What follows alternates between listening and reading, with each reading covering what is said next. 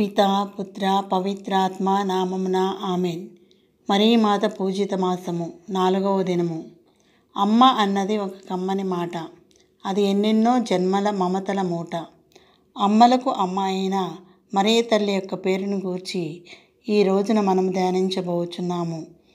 దేవమాత యొక్క మరియా అనే పేరు మహిమగల నామము.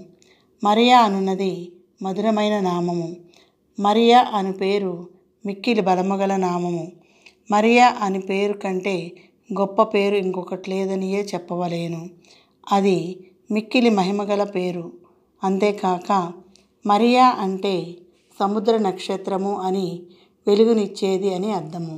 అందువలన మరియమ్మ గారు స్వర్గలోక వాసులకు ఏలునరాలుగాను, ఇహలోక వాసులకు రాణిగాను భావింపబడినది. రాజులు సహితము వారి దేశమును, దేశ ప్రజలను దేవమాత శరణముకు అర్పించి ఉన్నారు. అందుచేత పరలోక భూలోకములందు మరియా అను నామము స్తుతింపబడుచున్నది.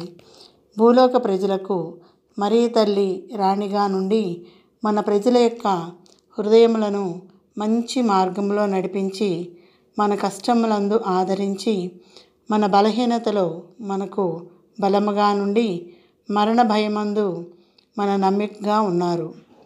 మరియా అను పేరు 3 అక్షరముల పేరు.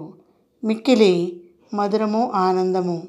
ఈ నామమును నమస్కరించి ప్రేమించెడివారు మిక్కిలి భాగ్యవంతులై సత్క్రియలందు, పుణ్యములందు వర్ధిల్లుదురు అని పునీత బనవంతూరు చెప్పి ఉన్నారు.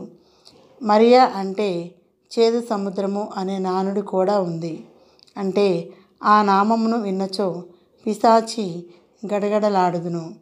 కావున పిశాచి శోధనలకు మనము గురైనప్పుడు మరియ తల్లిని భక్తితో వేడినచో పిశాచి మన చెంతకు రాదు.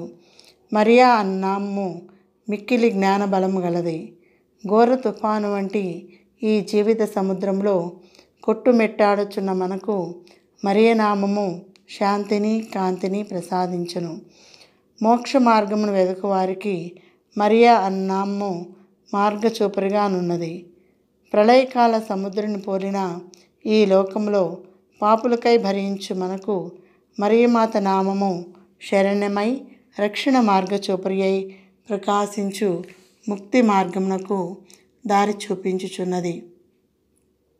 మన ఆత్మను ఆశ్రయించు కోపము, అహము, అసూయ వంటి దుర్గుణముల నుండి రక్షింపుమని మరియమాతను వేడుకొనుదము.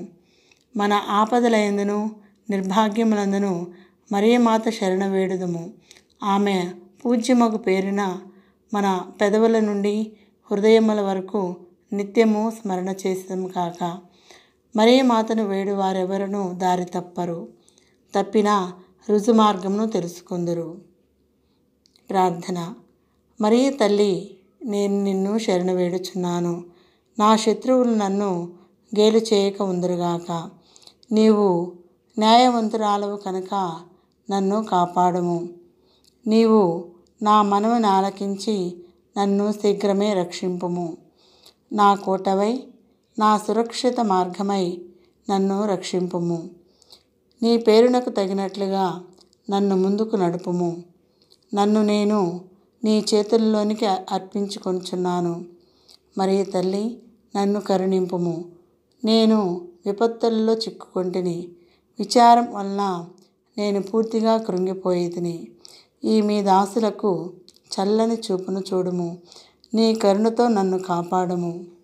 అమ్మా మరియ తల్లి, నీ పట్ల భయభక్తులు చూపు వారికి నీవు ప్రశస్త భాగ్యములు ఎన్నియో దయచేదువు కనుక మనము విపత్తుల్లో ఉన్నప్పుడు మరియ తల్లి అనేక అద్భుత కార్యములు చేసెను. ఆ తల్లికి స్తుతి కలుగునుగాక.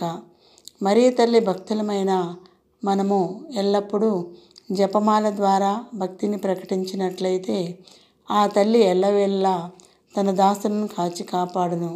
కనుక ఈరోజు మనం చేసే ఈ 4వ రోజు జపమాల ద్వారా ఎల్లవేళలా తమ భక్తులమైన మనందరి పట్ల కరుణ, దయ, ఆదరాభిమానాలతో మరియ ఎల్లవేళలా సకల అపాయములందు కాచి కాపాడమని ప్రార్థించుకుందాం. ఆమేన్.